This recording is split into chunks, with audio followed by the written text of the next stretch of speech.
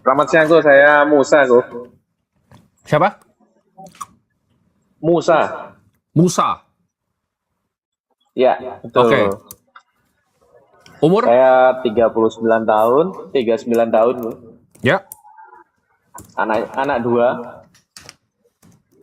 profesi dokter, Go. Ini. Oke. Di mana dokter, di mana? Ya, di Surabaya. Oh, di Surabaya. Oke. Ya, Go. Jadi sampai umur 39 ini, baru tahun-tahun ini saya, apa ya, istilahnya belajar-belajar tentang finansial ya, Go. Ya.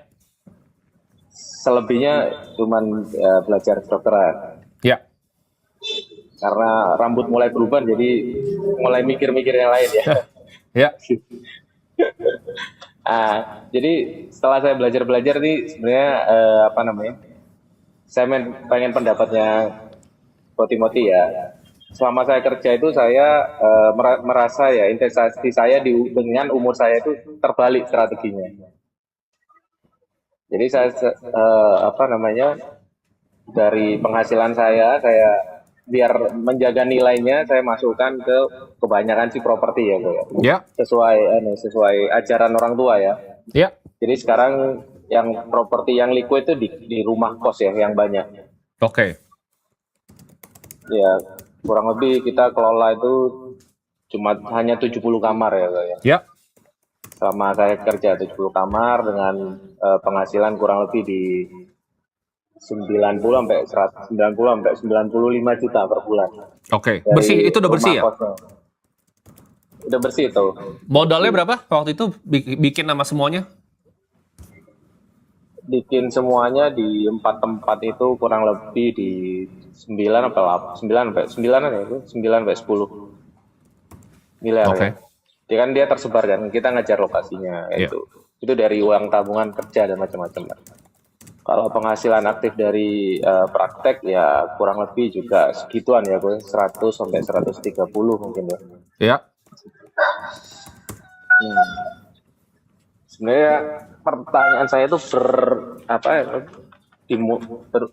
dilandasi dengan cita-cita saya tuh pengen simpel aja juga nggak pengen kaya-kaya banget gitu sebenarnya.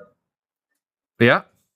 Pengennya cuma menikmati hasil investasi itu saat saya masih hidup dan sehat itu dan nanti saat saya meninggal gitu ya istilahnya kan Oke. saya muslim ya gue ya. Ya. Dari sekarang saya siapkan dari belajar setahun ini setahunan ini saya siapkan uang dingin lah ya istilahnya kurang lebih 4 miliar tuh Ya. yang pengen saya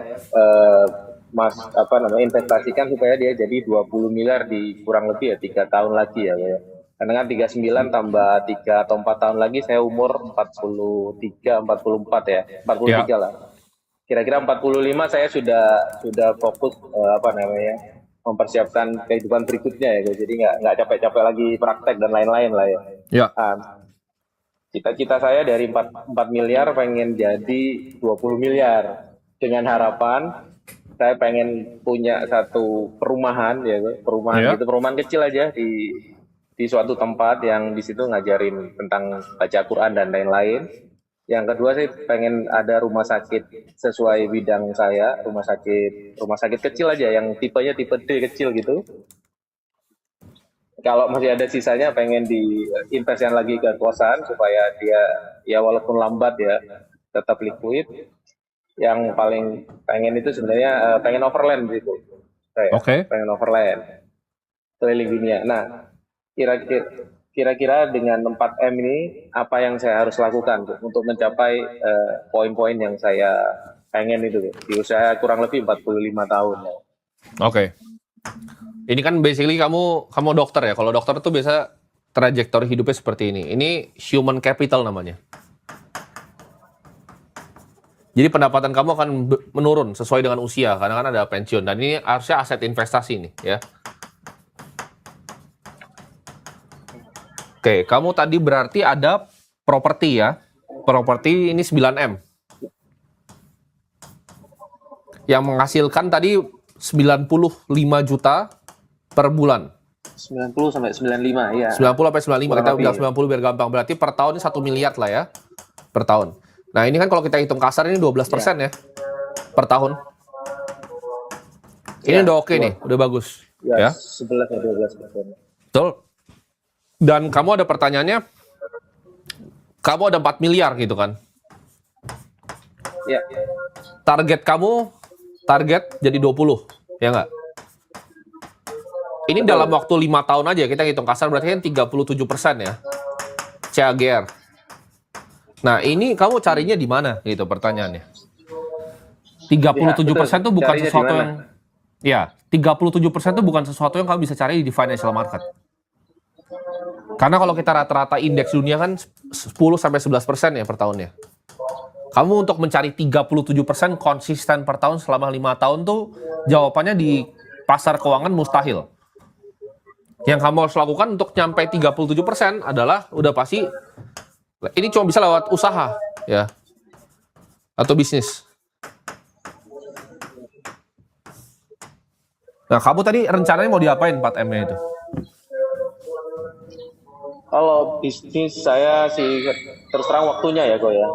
Ya. Terutama waktunya yang nggak ada. Pagi Oke. pulangnya malam nggak ada udah. Nah, kalau Hanya waktunya aktif udah aja nggak kok. ada, Jadi kamu harus stick ke 10-11%. Ini kan bakal makan sekitar 15 tahun ya berarti jadi ya. iya. Oke. Jawabannya nggak ada jalan cepatnya. Antara kamu income-nya dibesarin lagi atau ada dari mana, uang tuh nggak bisa 37% dari langit gitu.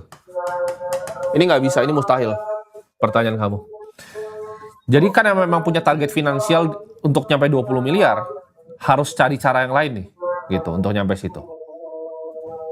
Tapi kan kalau sebenarnya kita ngomong aset kamu secara kasar, aset kamu kira-kira apresiasi, kita hitung kecil lah, properti kamu 10 miliar basically kan. Kamu punya properti 10 miliar, punya 4 miliar gitu, liquid. Kamu tinggal 6 miliar lagi kan. Iya. Nah, itu bisa jadi opsi tuh nanti. Dicari apakah ini dilikuidasi, ada pembelinya karena returnnya bagus kan, 12% per tahun. Nah, itu baru kamu bisa taruh ke sesuatu yang lebih pasif nanti. Antara di SBN pemerintah, di government bonds, kamu bisa taruh di equity luar negeri. Itu kamu bisa otak-atik nanti. Tapi kalau pertanyaan kamu gimana caranya dalam waktu 5 tahun, ya saya nggak bisa jawab gitu. Karena nggak akan ada orang yang bisa kasih kamu, bisa loh gitu, 37% per tahun tuh mustahil ya. Warren Buffett aja 19% per tahun. Kamu mintanya double dari Warren Buffett.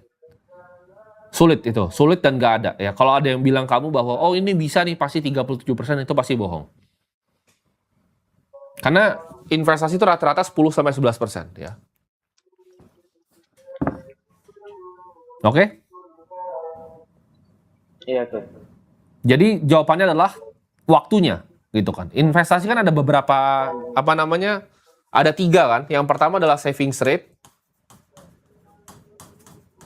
Kedua itu adalah waktu. Ketiga itu adalah return. Nah, yang kamu paling nggak bisa kontrol tuh yang namanya return. Jadi yang kamu bisa kontrol tuh jumlah tabungan kamu dan juga waktunya. Mainnya di situ. Ya. Tanya lagi boleh ya tuh? Boleh? Dari 4M ini kan karena saya baru belajar ya kok ya. Nonton videonya Koko juga dan lain-lain. Dari 4M ini sudah beberapa persen ya, hampir 70% terbagi itu sekitar kurang lebih 1,5 M itu ada di Bitcoin ya, Bu. Ya. Terus sisanya itu ada di Big Bang ya, di BCA terus yang besar ya, BCA, BRI, BMRI sih. Ada berapa aja berarti? Kurang lebih ya sih. Di BTC itu kurang lebih ada 1,5. Terus? BCA BRI itu ada kurang lebih ya 100 sampai 200-an gitu. BCA paling besar 200. Ya. Ini dalam Sisanya 200 dalam apa? Ya juta 200 juta doang, kecil. Oh, oke. Terus? Jadi dari dalam rupiahnya ya, semuanya dalam rupiahnya. Ya, Jadi sisa uang yang dari 4M itu ya, karena saya enggak melek finansial ya. Ya. Sisa berapa ya? 1,3 sampai 1,5 mungkin. Oke. Itu apakah saya sudah bijak menaruh uang itu di situ? Jadi kebanyakan cash kan? Sisa 1,5 gitu, dari 4 itu sisa 1,5 sekarang. Karena jadi 4 ini nggak ada. 4 ini sudah masuk ke BTC 1,5 M. Oke. Nah, sisanya masuk ke 3 bank itu. 1,5 M. Kenapa jadi 200 tadi? Ini 200 atau 1,5 M jadinya? Yang ke BTC 1,5 M. Oke. Masih ada Nah, sisa kan itu? Yang 1,5 Dua setengahnya kemana? masih ada sisa. Dua setengahnya itu yang BCA, BRI sama BMRI itu masing-masing katakanlah di 300-an tuh, kayak gitu. Itu Kan cuma berarti 900. 1,5 tambah 900 kan? Iya. Iya, 1,5 tambah 900 berarti kan 2,4 kan? Nah, sisanya kan 1,6. Nah, pertanyaannya itu Oh. dengan kondisi saya iya. saat Kamu ini, ngomongnya pakai nah, persennya ini lebih jelas ya. Berarti iya, benar tadi. Sisanya duit kan? 1,6-nya. duit, betul. Oh, iya. Udah oke kok itu, udah oke. Udah bagus.